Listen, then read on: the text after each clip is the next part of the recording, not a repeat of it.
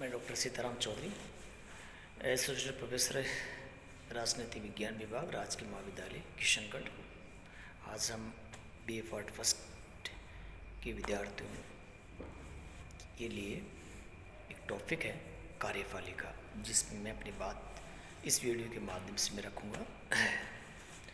कार्यपालिका हर शासन व्यवस्था के अंदर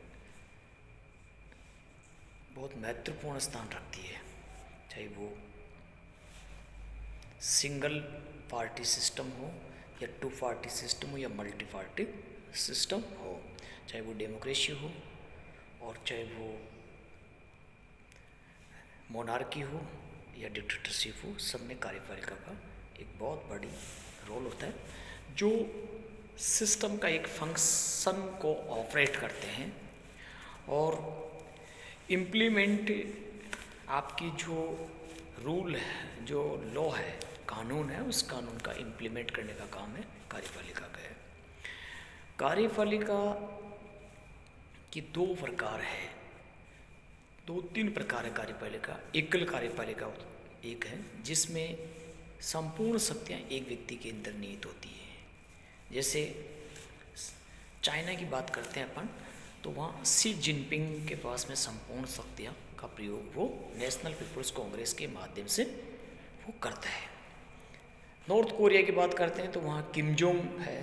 किम जोंग एक तरीके का हेड ऑफ द स्टेट है, और जैसे लुई 14वां कहता था आई एम द स्टेट, मैं ही राज्य हूँ, वे यानी सब कुछ मैं ही हूँ, जुडिशरी भी मैं ही हूँ, लेजिस्लेचर भी मैं ही हूँ और एग्जीक्यूटिव भी मैं ही हूँ, यानी संपूर्ण शक्तियाँ एक व्यक्ति में निहित होना।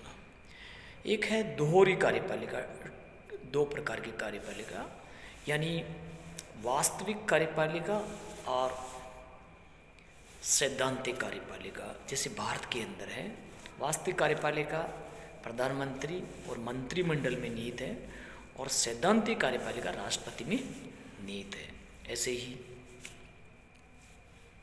अमेरिका के अंदर है, अमेरिका के अंदर संपूर्ण कार्यपालिका राष्ट्रपति में निहित है, और राष्ट्रपति मंत्रिमंडल के प्रति उत्तरदायी नहीं है, क्योंकि वहाँ पे प्रेसिडेंटल गवर्नमेंट सिस्टम में अध्यक्षीय शासन व्यवस्था है। इसलिए ये कार्यपालिका का एक है बहुल कार्यपालिका, जहाँ पे काफ़ी 2 या 2 से अधिक लोग मिलकर और कार्यपालिका की फंक्शनिंग को ऑपरेट करते हैं, या पावर उनके पास में। जैसे स्विट्जरलैंड है, वहाँ बहुल कार्यपालिका 7 व्यक्तियों के पास में कार्यपालिका की शक्तियाँ होती है। रोटेशन में वो इसका अध्यक्ष होता है एक व्यक्ति, और 21 साल का उनका टर्म होता है, कार्यकाल होता है। ये कार्यपालिका का रूप है, एकल, दोहरी कार्यपालिका और बहुल कार्यपालिका। उसके बाद में कार्यपालिका के 2 स्टैंड है एक तरीके का, मतलब एक स्थायी कार्यपालिका और एक अस्थायी कार्यपालिका। स्थायी कार्यपालिका के अंदर ब्यूरोक्रेट्स आते हैं, प्रशासन चलाने का काम जिनका है, और अस्थायी कार्यपालिका के अंदर पॉलिटिशियन आते हैं, राजनेता आते हैं, जो उनके ऊपर नज़र रखने का कार्य है, या उनके माध्यम से, ब्यूरोक्रेट्स के माध्यम से वो शासन को चलाते हैं या नीतियों को लागू करवाते हैं।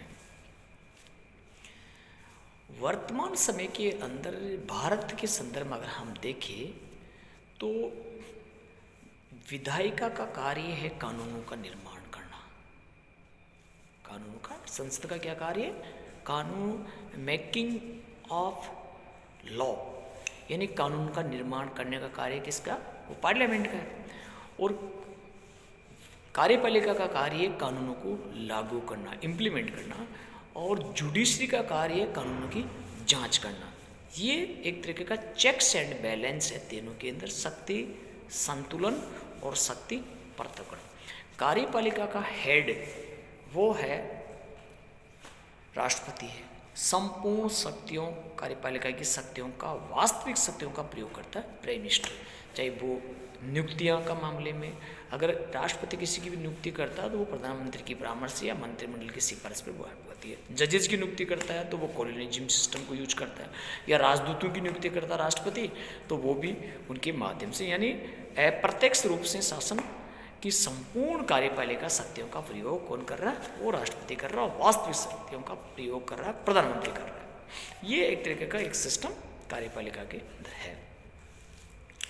कार्यपालिका और विधायिका के बीच में कई बार टकराट की स्थिति उत्पन्न हो जाती है। कई बार विधायिका ने जो कानून बनाया, कार्यपालिका ने उसको सही ढंग से लागू नहीं किया, तो उस स्थिति में सरकार और विधायिका के बीच में कई मतभेद आते हैं। कई बार ऐसा होता है कि जैसे मान लो एक अच्छा कानून है और उसको सही ढंग से कार्यपालिका ने लागू नहीं किया या आम जनता तक उसको लॉन्च नहीं कर पाए, तो वहाँ पे सुप्रीम कोर्ट आगे आके, और सुप्रीम कोर्ट कई बार डायरेक्शन देती है कि नहीं ऐसा नहीं, ऐसा ऐसा आपको करना पड़ेगा आपको, और करते हैं। चाहे हम कई मेट्रो के अंदर भारत के संदर्भ में भी देख चुके हैं, वहाँ पे उसको बोलते हैं न्यायिक पुनरावलोकन या न्यायिक सक्रियता।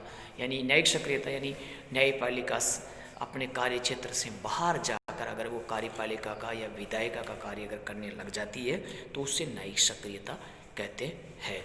और उसकी वजह से कई बार विधायिका, कार्यपालिका और न्यायपालिका की शक्तियों को लेके, क्षेत्राधिकार को लेके बीच के अंदर इनकी टकराट की स्थिति हमारे को सामने देखने को मिलती है। ये कार्यपालिका का एक रूलिंग है, रूलिंग है, ये हमारे को देखने को मिल रहा है, जो हम इसके माध्यम से, इस वीडियो के माध्यम से मैंने आपको बताने की कोशिश की है। और दूसरा कारण क्या है कि जब हम इस स्थिति के अंदर आते हैं कि क्या कार्यपालिका अपने कार्य करने में सफल हो रही है, तो वर्तमान संदर्भ में देखा जाए तो दोनों ही की शक्तियाँ ही गौण हुई है। चाहे वो